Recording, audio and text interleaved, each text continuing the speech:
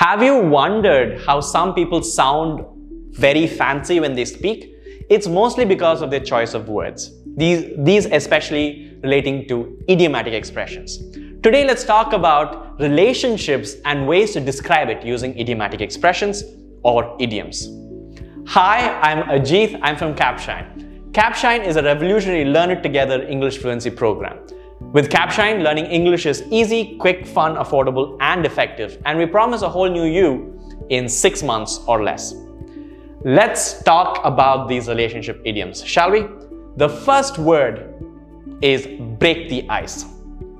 When you break the ice with someone, or when someone breaks the ice with you, they're essentially taking that first step to warm up to you. They don't know you, you don't know them, but you're getting to know each other in a very mild, in a very easy way.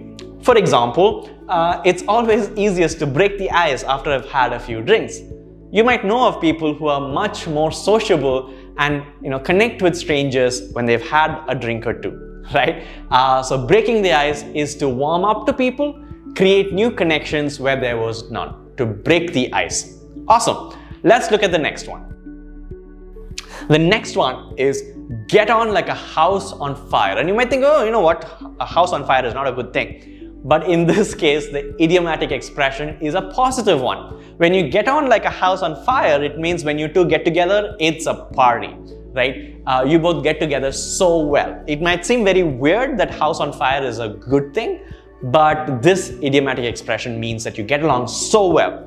I went over and stuck up a conversation and we got on like a house on fire, meaning that you instantly connected, you instantly became great pals immediately, right? And I'm sure you've come across people like that. You met them once in, you didn't expect to have such a great connection, but you had a great connection and you got along like a house on fire.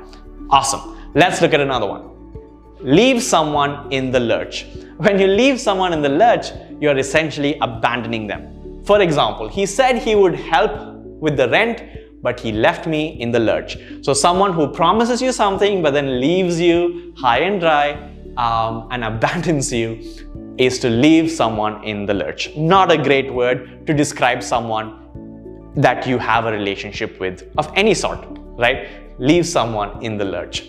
Another one is sparks fly. Now this could have two meanings. If sparks fly between two people, it could either mean there's a lot of chemistry, there's a lot of connection and they're really into each other, or it could mean that they're always arguing, they're always fighting, right? So this could be used either ways, and in this sentence it could mean both ways. The sparks really fly when my mother and her sister get along. So this probably means that they really get along and they're a house on fire. But it could also mean that they really don't get along and it's just anger and fighting when they get together, right? Depends on the context. So this could mean either of those things when sparks fly. Speaking of sparks flying, if you want your English to fly, you want to check out the 30-day free trial with Capshine. With this, you get speaking opportunities, you get to learn and practice as a group. You get access to a personal coach who gives you recommendation and feedback on how you can improve, and of course, daily micro lessons and live classes that can help you build your foundation. Awesome. Let's continue with idioms related to relationships. To hit it off with someone.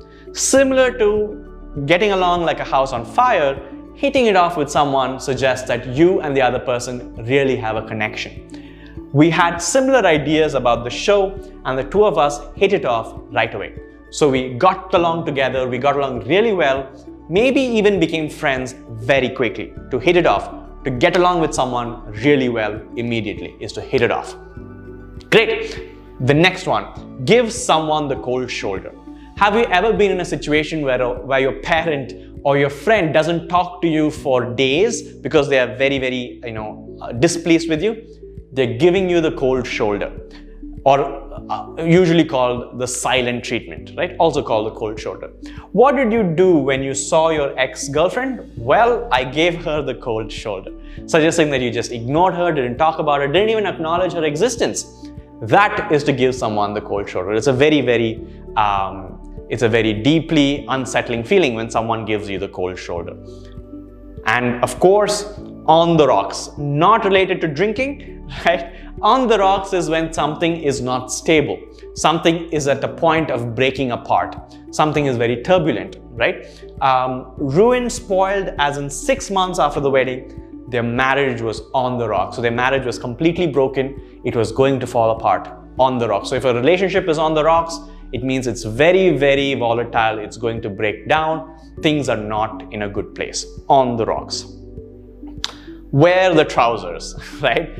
Again, this doesn't mean literally to wear the trousers, but rather it means who is the boss in the situation or in the relationship, right? So Blake may seem bossy, but it's Lisa who really wears the trousers in the relationship.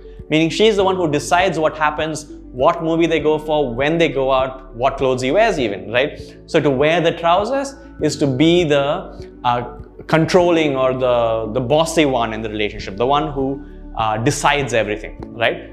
Is the one who wears the trousers. Awesome. And of course, keep tabs on someone. When you keep tabs on someone, you are making sure or you're checking up on what they're doing and keeping a track on how they are.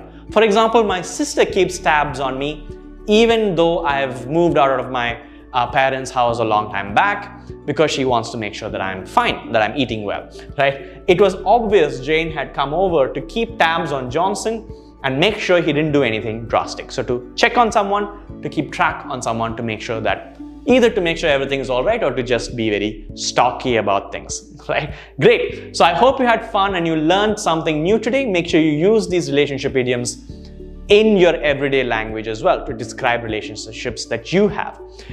If you like the video, make sure you like and subscribe, hit the bell notification to not miss a video like this. And of course, check out or get your 30-day free trial by going to capshine.com or downloading the app from the Play Store. Thanks for watching.